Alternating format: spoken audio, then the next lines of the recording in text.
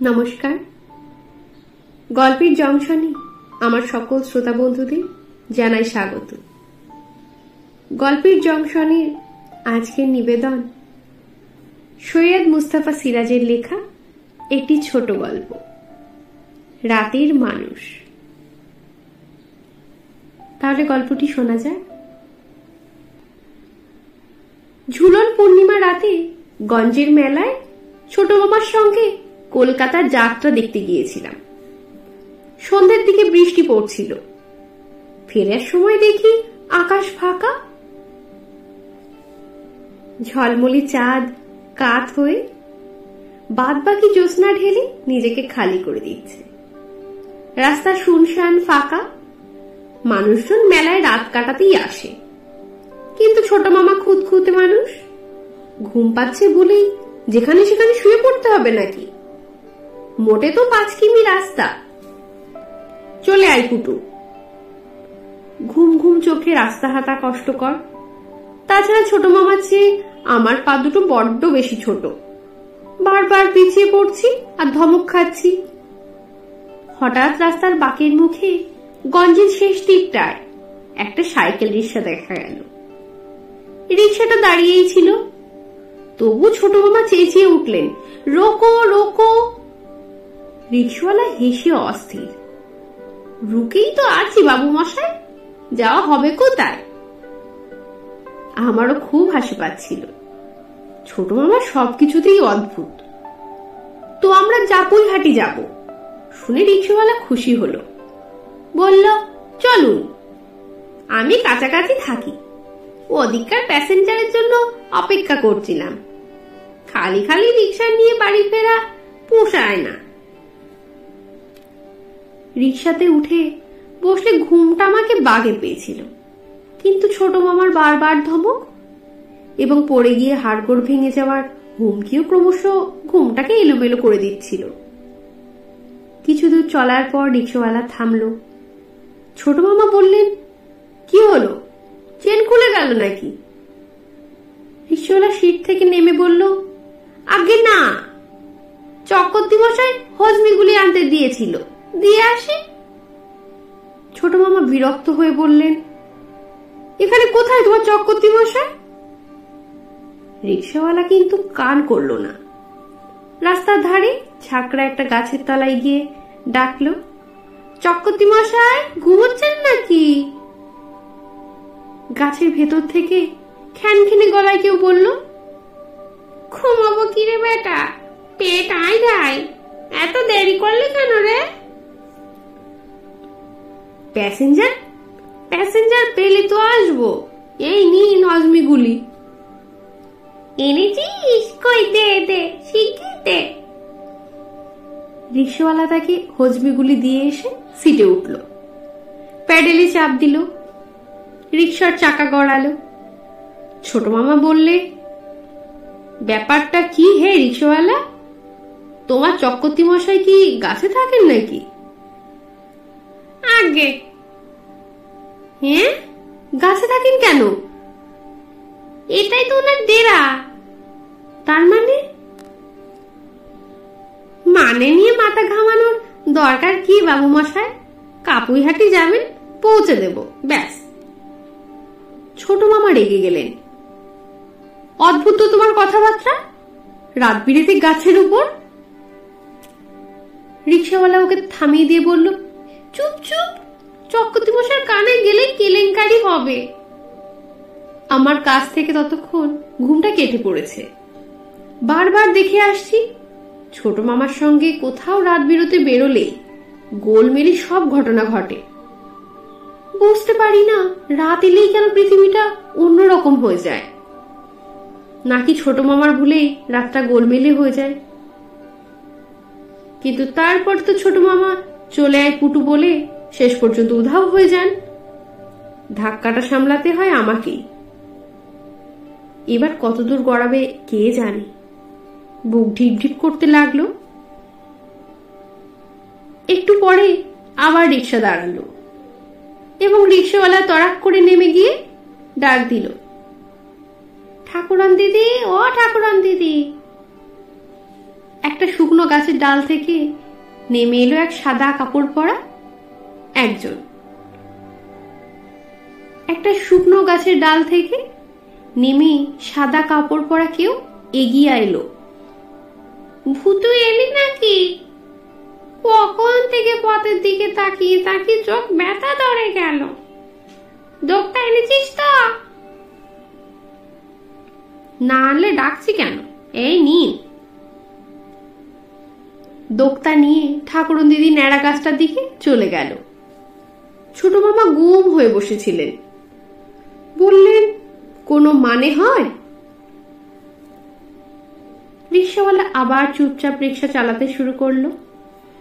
কিছু দূর গেছি, হঠাৎ কোত্থেকে কেউ হেঁড়ে গলায় ডাকলো, ভূতু, ভূতু, এই ভূতু। ছোট মামা চাপা স্বরে বললেন, থেমো না, যেই ডাকুক। একটা কালো বেটে লোক ধমক দিল, এই বেটার ছেলে, কথা কানে যাচ্ছে না? রিক্সাওয়ালা বলল, রোজ রোজ বাকিতে জিনিস দেবে নাকি? দেবে না মানে? ওর বাপ দেবে। এখনো 63 টাকা 67 পয়সা জমা আছে খাতায়। সে আপনি মামলা করে আদায় করুন গে। লোকটা রাস্তার মাঝখানেই দাঁড়িয়ে গেল। বাজে কথা বলিস নে, আসলে তুই যাসনি দপ্তর দোকানে। কি ঝামেলা করছেন বাবু? গাড়িতে প্যাসেঞ্জার আছে, দেখছেন না? লোকটা প্রায় কেঁদেই ফেলল। এখন আমি ঘুমাবো কি করে? এক গুলি আফিক আমাকে এত রাত্রি কে দেবে? রিক্সাওয়ালা পরামর্শ দিল, শ্মশান তলায় চলে যান, দারাগা বাবুর কাছে এক গুলি পেতেও পারেন। ওরে বাবা, মৌতাদ ভাঙলে লকআপে ঢুকাবে। তাহলে বরঞ্চ পাঁচুর কাছেই যান।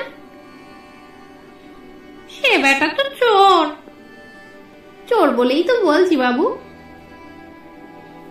দারোগা বাবুর কৌটো থেকে 2-1 গুলি সে হাতেই পারবে। লোকটা কিন্তু করে বলল, তা পাঁচুকে পাচ্ছি কোথায়? ও তো ফেরারি আসামি। রিক্সাওয়ালা চাপার স্বরে বলল, সন্ধ্যেবেলা পাঁচুকে এক পলক দেখেছি, মোড়ল মশাইয়ের তাল গাছের কাছে দাঁড়িয়েছিল। মোড়ল মশাই গঞ্জের মেলায় গেছেন, কাজেই পাঁচু নিশ্চয়ই তেনার ডেরায় ঘুমিয়ে নিচ্ছে। বেটে কালো ছায়ামূর্তি তখনই উধাও হয়ে গেল। রিক্সাওয়ালা প্যাডেলে চাপ দিয়ে বলল, রোজ রাত্রিরে আসার এই এক জ্বালা বাবু মশাই, রাজ্যের লোকের হাজারো ফরমাস। ছোট মামা গুম হয়ে বসে আছেন।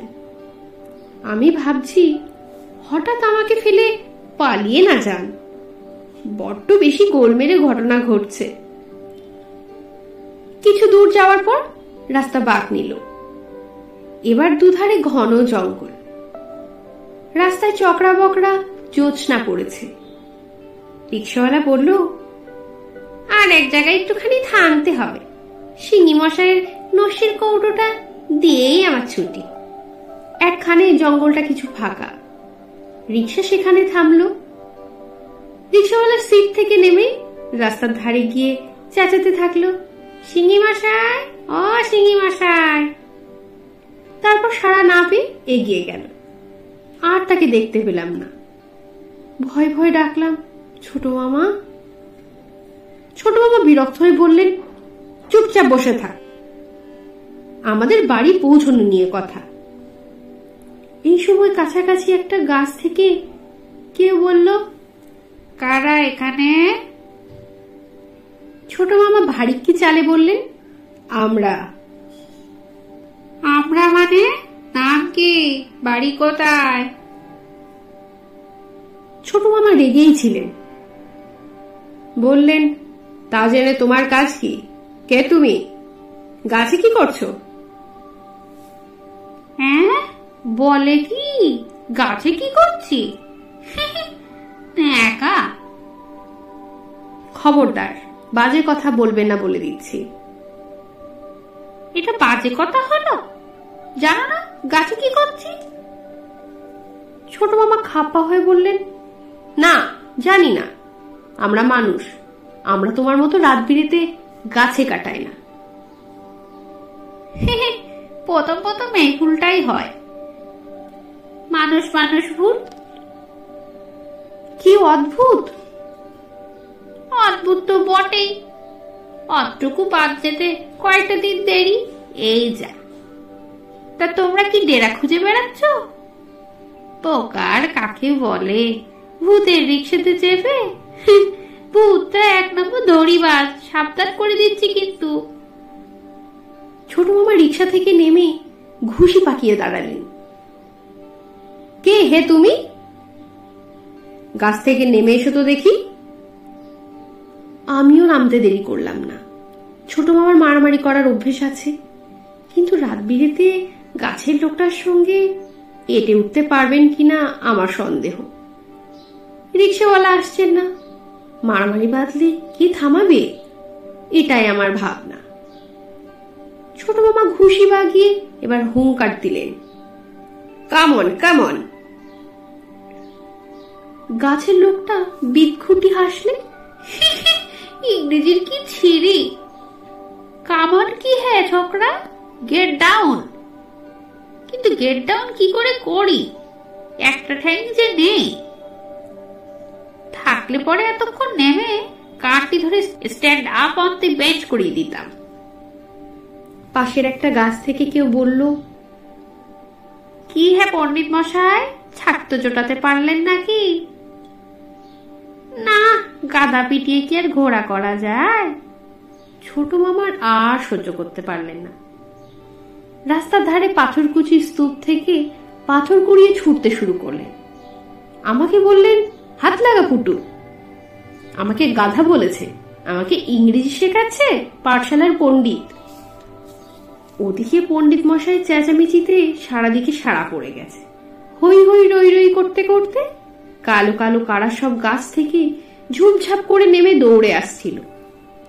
আমি ভয় প্রায় কেঁদেই ফেলেছিলাম। ছোট মামা, এবার ছোট মামার চোখে পড়ল ব্যাপারটা। তারপর যা ভেবেছিলাম এবং বরাবর যা ঘটে আসছে তাই হলো। ছোট মামা বললে, চলে আয় পুটু, বলে রিক্সাওয়ালা যেদিকে গিয়েছিল সেই দিকে দৌড়লেন। আমিও দৌড়লাম, কিন্তু ভাগ্যিস ছোট মামা হোঁচট খেয়ে পড়ে গিয়েছিলেন, তাই সাঙ্গ পাওয়া গেল। জোছনায় একটা ভাঙাচোরা দালান বাড়ি দেখা যাচ্ছিল।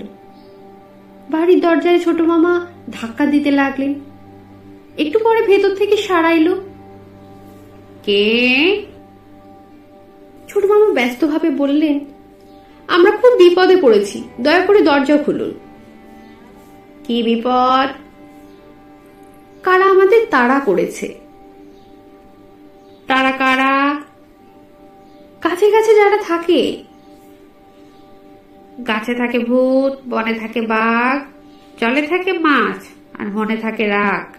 কি বিপদ? আপনি পদ্য বলছেন নাকি? ঠিক ধরেছ। কেমন হয়েছে পদ্যটা বলো? খুব ভালো, দয়া করে এবার দরজা খুলুন, ওরা আসছে। দরজাটা খুলে গেল। ছোট মামা বললেন, আলো নেই কেন, আলো জ্বালুন। ভদ্রলোক বাইরের দরজা বন্ধ করে দিলেন। জানলা গলিয়ে জ্যোৎস্না এসে ঘরে ঢুকছিল। আবছা দেখা যাচ্ছিল। ওকে ঢ্যাঙা, বড় বড় চুল, পরনে পাঞ্জাবি পাজামা, হাতে একটা বই বা মোটা খাতা। পাতা উল্টাতে শুরু করলেন। তারপর বললেন, পাশের ঘর থেকে কেউ বিটকেল গলায় ডাকলো, ঘটনা, এই ঘটনা, কাকে পদ্য শোনাচ্ছিস? মানুষকে। কয়জন মানুষ? 1.5 জন। ধুস, পোষাবে না। ছোট মামা বললেন, কে উনি? কবি ভদ্রলোক বিরক্ত হয়ে বললেন, আমার দাদার ওই এক স্বভাব, খালি খায় খায়। খাই খাই মানে? দাদার খুব খিদে আর কি। যাকগে এই গদ্যটা পড়ি। এই সময় বাইরে থেকে ডাক শোনা গেল, ছোট বাবু, ছোট বাবু, ও ছোট বাবু। কবি খাপ্পা হয়ে দরজা খুলে বললেন, কি হয়েছে, চেঁচাচ্ছিস কেন রে ভূত? আমার প্যাসেঞ্জার হারিয়ে গেছে, খুঁজে বেড়াচ্ছি। কয়জন? কয়জন? আগে 1.5 জন। ছোট মামার হাত ধরে হ্যাচকা টান দিলেন, চলে আয় দুটো। রিক্সাওয়ালা আমাদের দেখেই বলল, সর্বনাশ, কোথায় ঢুকেছেন আপনারা? চলে আসুন, চলে আসুন। এবারেই বড় বাবুর বেজায় খিদে।